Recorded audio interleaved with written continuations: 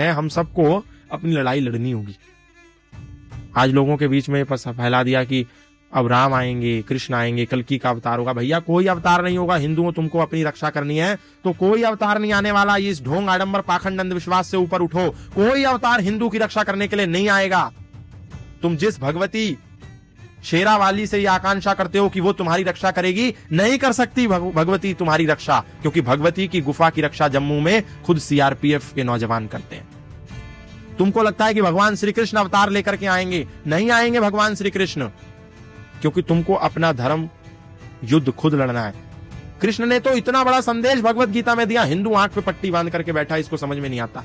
भगवान श्री कृष्ण का सबसे प्रियतम यदि कोई था तो वो अर्जुन था। इतना प्रिय था कि अपनी सगी बहन की शादी बलराम के विरोध करने के बावजूद कृष्ण जी ने अर्जुन के साथ कराई थी। इतना प्रिय था। गुरु शिष्य का भी संबंध था, मित्र का भी संबंध था और रिश्तेदारी का भी संबंध था। बावजूद इसके कृष्ण जी ने हथियार नहीं उठाया।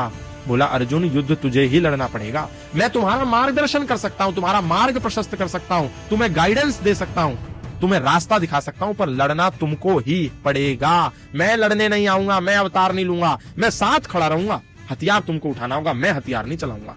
इतनी बड़ी बात गीता में हमको अर्जुन और कृष्ण के इस संवाद ने दी, लेकिन एक भी हिंदू ने उस पर गौर नहीं फरमाया और बार बार ये कहता रहा अब अवतार होगा, अब कल्कि का अवतार होगा, अब कलयुग में अवतार। कोई अवतार नहीं होने वाला। ये हिंदू, आधे से ज्यादा हिंदू तो इसीलिए मर गया क्योंकि उसको लगता था, ये आकांक्षा थी, ये अपेक्षा थी कि कोई अवतार आकर के मुझको बचा लेगा। कोई अवतार नहीं होगा। भगवान रहेंगे साथ, भगवती तुम्हारे साथ है, जगदम्बा तुम्हारे साथ है, शिव तुम्हारे साथ है, कृष्ण तुम्हारे साथ है, लेकिन लड़ना तुमको ही पड़ेगा, क्योंकि शिव ने जो त्रिशूल हाथ में थामा है, जिसके सामने तुम रोज नतमस्तक होते हो, वो तुमको रोज चीख चीख करके कह रहे हैं कि तू भी हाथ में शस्त्र पकड़। अटैक के लिए नहीं, डिफेंस के लिए। कृष्ण तुमको संदेश दे रहे हैं, सुदर्शन चक्र भी है मेरे हाथ में। इस बांसुरी को देख करके केवल नाचते मत रहो। हिंदुओं, मंदिरों में नाचो मत, ये सुदर्शन चक्र भी देखो। केवल बांसुरी वाला नहीं हूं, चक्र वाला भी हूं, इसको देखो। लेकिन हिंदू नहीं देखता। जगदम्बा कह रही है कि मेरे हाथ में जो तलवार है इसको भी देखो, लेकिन हिंदू नहीं देखता। हनुमान कह रहे हैं मेरे हाथ में गदा है, तुम रोज मेरी हनुमान चालीसा गा करके मनौती मांग करके चले जाते हो, मनौती ये पूरी नहीं करूंगा। ये गदा भी देखो, अपनी डिफेंस के लिए मैंने रखा है, तुम भी रखो। राम कहते हैं ये धनुष बाण मैंने पकड़ रखा है, तुम भी पकड़ो, शस्त्र रखो।